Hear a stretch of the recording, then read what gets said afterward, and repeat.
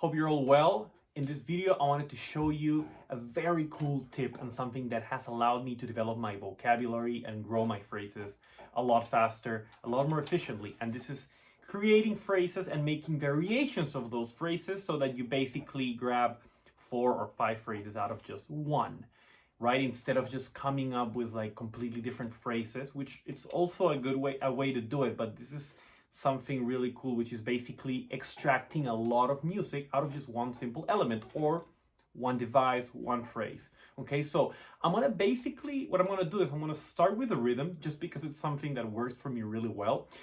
I don't necessarily do this every time, but when I don't feel too creative, I just start singing a rhythm in whatever style I want to do it. In this case, I want to do it on a medium swing vibe.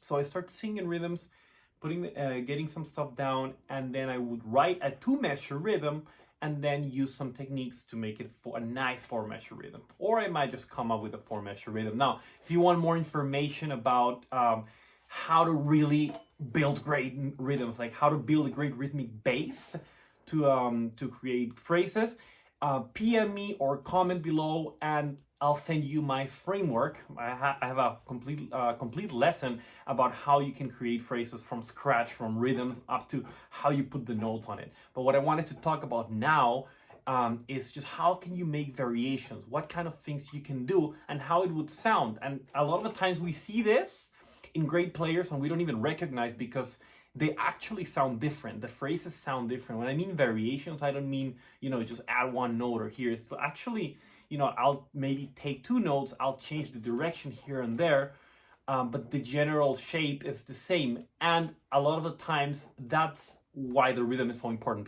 because I'm starting with the rhythm, then it's easy for me to go back to the rhythm and say, I'll take out this note, I'll include this triplet here, which is what I'm gonna do, okay? So, let's jump here on my screen and I'm going to show you this little rhythm here. This is what I came up with. Okay, it's like a nice 2-5-1 5 of 2 chord progression, and you can see this little rhythm here. Now it's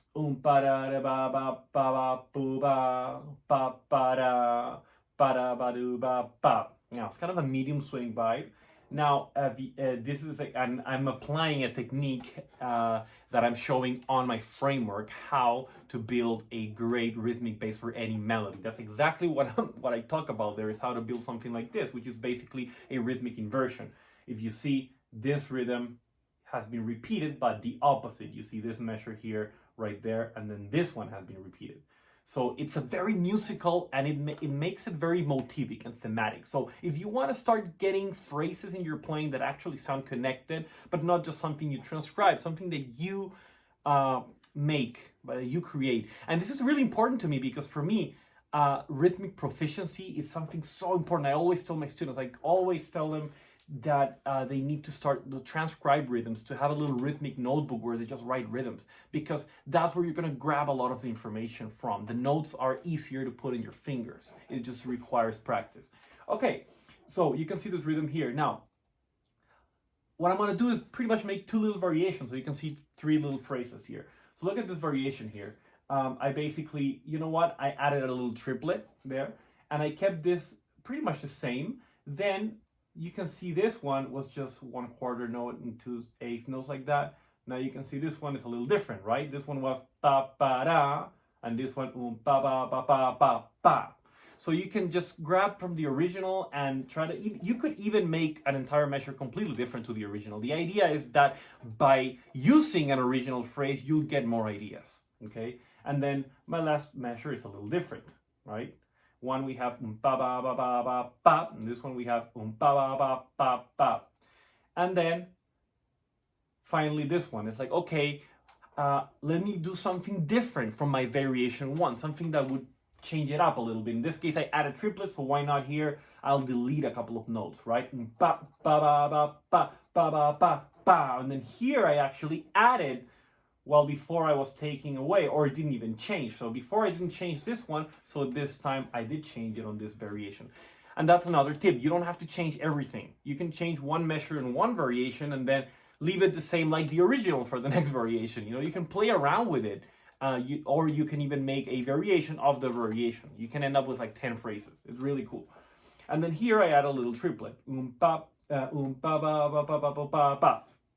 So it ends up being pretty cool, pretty nice. Now, let's go to the actual phrases. Here, I'm just building now phrases using basically chord inversions, using chromatic approaches and approach notes, scale notes too, and some chord extensions, you know, replacing maybe a root for a ninth or a 13th, but nothing from the other world. It's really simple stuff.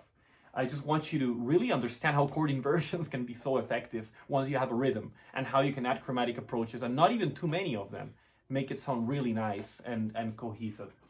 Okay, so here it's like, you know, again, on my framework of how to create great phrases, which you'll get if you go just comment or DM me and I'll send it to you.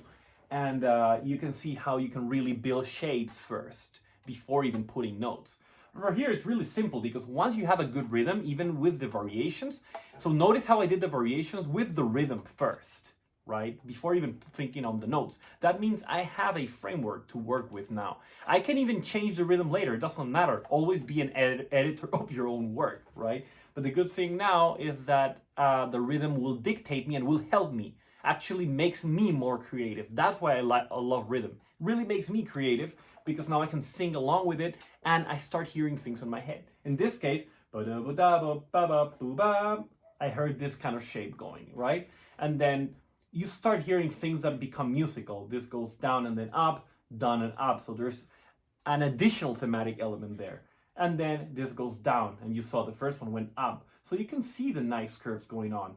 That on the original, on the variation one, it goes, like I expanded the range, right? I'll play it now so you hear how it sounds. And then I stayed on that range and then went down, right? So you can see it's more of a bigger curve. And then the last one, it's kind of a little more aggressive on the movement. It has a lot of curves within each measure. So that's an easy way to do variations, is think what your previous phrase was missing, okay? Now, if you hear them, they all sound somehow very thematic, you know, based on the same rhythmic structure. So here's the first one.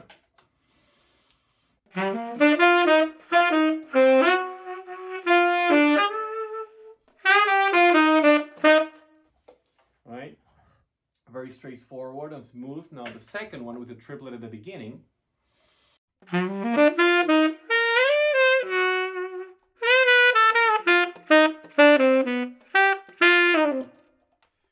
And then the last one.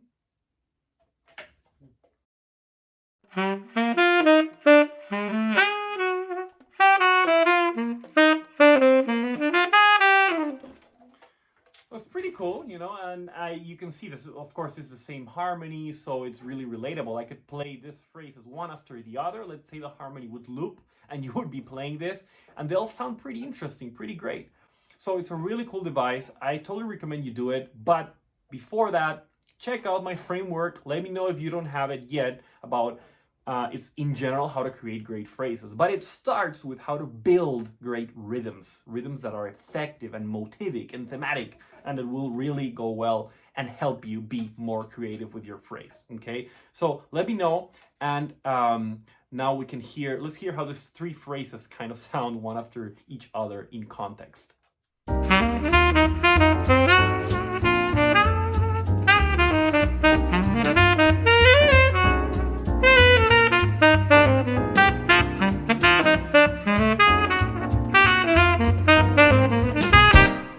Thank you so much for watching this video. I hope you enjoyed it and you found it useful. Please leave your comments below and let me know what you think about this, and what would you like to hear on the next videos, on the following days, following weeks. I'll be posting a lot of cool tips from everything from melody, saxophone practicing, creating phrases, chord tensions, cool harmonic devices, arranging, how to create good voicings, how to do tension replacement for voicings, a lot of everything. So let me know what you'd like to hear next, and I'll see you next time. Take care. Hope you guys enjoyed the video. Please leave your comments and make sure to subscribe to my channel. There's a lot of really great educational videos and free giveaways coming up pretty soon. So subscribe to my channel and I'll see you later. Take care.